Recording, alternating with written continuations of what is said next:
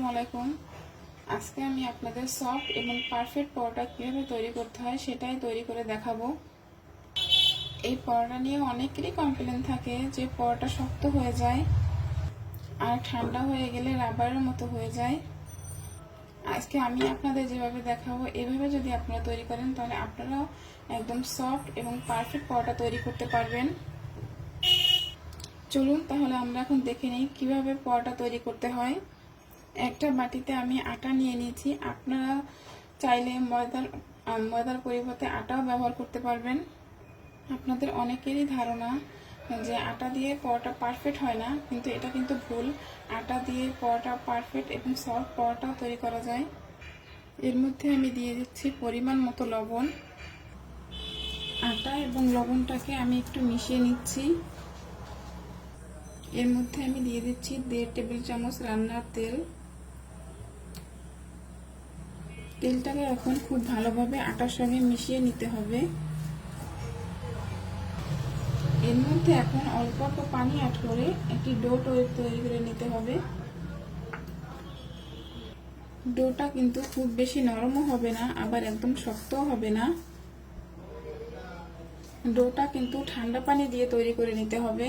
Daughter উপরেই কিন্তু আপনার পরোটা পারফেক্ট হওয়া নির্ভর করে।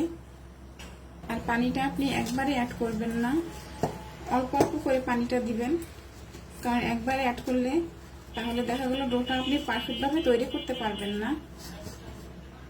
আমি আপনাদের ভালোভাবে দেখিয়ে দিচ্ছি ডোটা কতটুকু নরম হবে।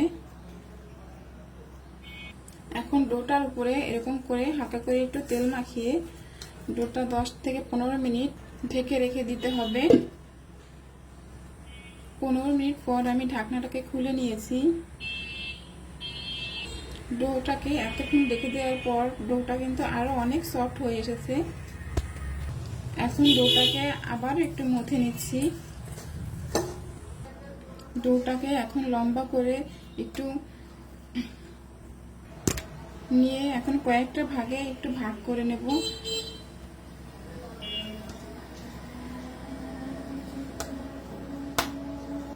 পরোটাটা বেলার সময় যেন নিচে লেগে না যায় তার জন্য এরকম একটু আটা লাগিয়ে নিয়েছি।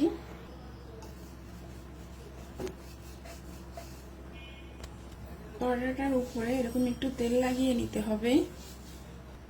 তেল লাগানো হয়ে গেলে এরকম একটু ভাঁজ দিয়ে নিতে হবে।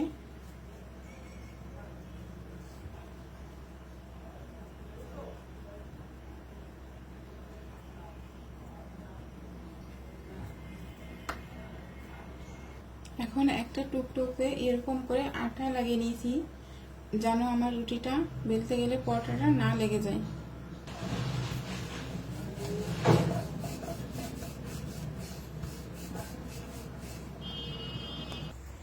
এর জন্য একটি প্যানে আমি পরিমাণ মতো তেল দিয়ে নিচ্ছি। তেলটাকে আমি ভালোভাবে গরম করে নিয়েছি। এখন এর মধ্যে পরোটাটাকে আমি দিয়ে দিচ্ছি।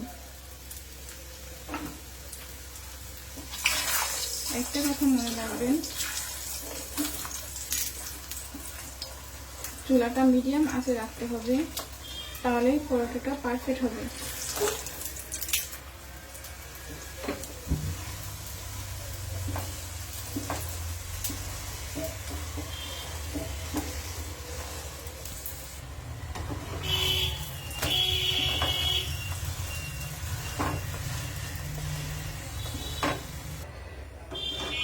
দেখুন আপনারা আমার পরোটাটা কত সুন্দর হয়েছে।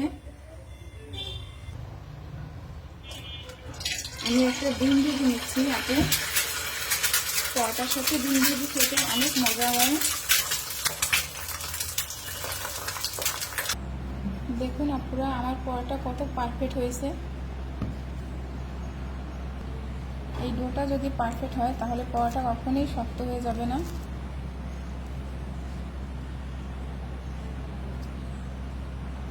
আশা করি আমার রেসিপিটি আপনাদের ভালো লেগেছে।